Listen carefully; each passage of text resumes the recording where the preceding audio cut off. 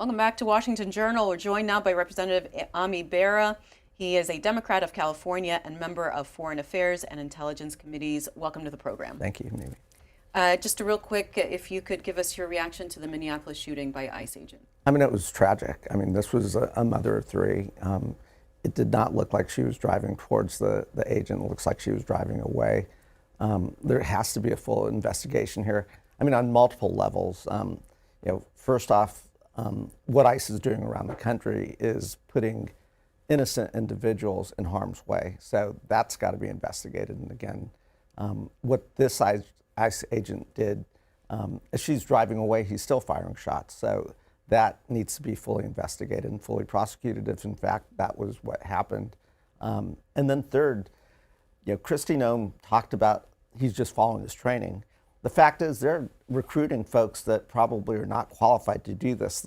47 days of training, you're armed, you're going out there in a very aggressive way. I think that also needs to be looked at. Turning now to Venezuela, do you believe that the administration's actions in Venezuela were legal? I do not. I think this was a use of military to go in and extradite a foreign leader. It could have gone very badly. Kudos to the military. The operation went off flawlessly. I think they did their job. But the president should have informed Congress, at a minimum should have informed the Gang of Eight, the leadership in the House and Senate, about what was going to happen, because now we're potentially left with a mess. Again, in our briefing yesterday, they laid out their phase 1, phase 2, phase 3. I think they're painting a very rosy picture of what happens, because if this goes south, you break it, you bought it. Now, about notifying Congress, the administration argues that they could not notify Congress because Congress members could leak. It was too sensitive to tell anybody ahead of time. That's a bunch of BS. I mean, again, we're all on the same team. We're on Team America. At a minimum, the Gang of Eight, that's how our country works. That's how our government works, especially when you're going to engage in a military operation. They're going to try to sugarcoat this and say this was a criminal operation. We were going after someone who's been indicted and we're going to extradite them. If you're going to use that, you can go after a whole bunch of folks. This was using the U.S. military to go into a potentially harmful situation. Now we're left with a real fragile situation. We've got to figure out how to move forward here. And you were briefed by administration officials yesterday. Tell us what you learned and what questions remain.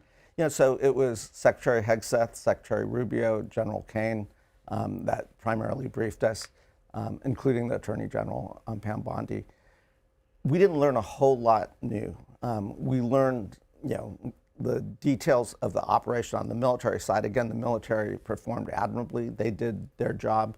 But we didn't, questions like, okay, you're going to take the oil. What are you going to do with that money? Who's going to control that money? How are you going to distribute it? How long are you going to be there? The president in his New York Times interview said we might be there for years.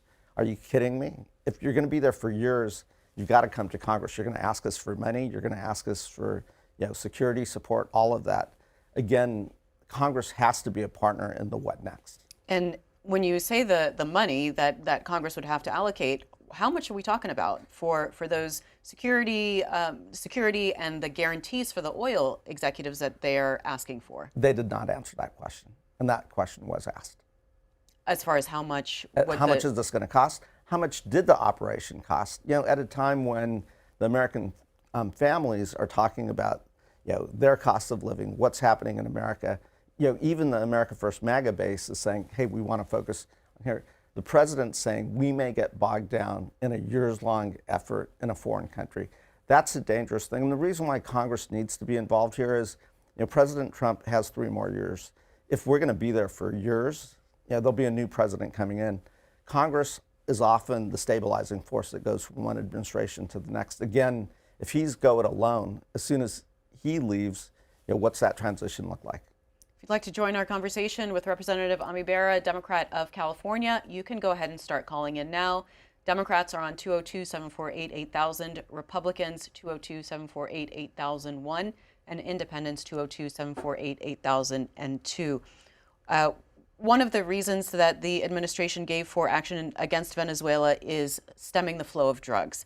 As a medical doctor, the argument is made that anything we can do to stop more drugs coming into the United States is a good thing and should be applauded.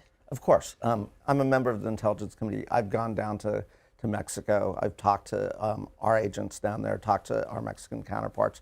We absolutely do have a drug crisis in the United States. So we're not objecting to, in a systematic way, going after reducing the outflow of cocaine, fentanyl, methamphetamines. We also have to dedicate those resources here in the United States to reduce demand, to increase treatment. What President Trump is doing is just focusing on the supply side of things, not the demand and treatment side. You know, the fact that in his H.R. 1, the big beautiful bill, that they cut the Medicaid funding, that's going to devastate treatment, that's going to devastate prevention programs. So if we're going to do this as a doctor, we've got to do both the demand and treatment side as well as the supply side.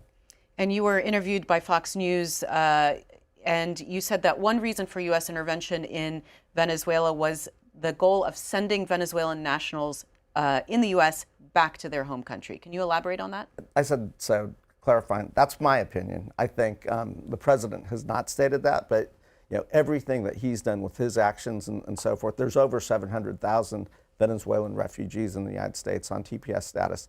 They're revoking that status.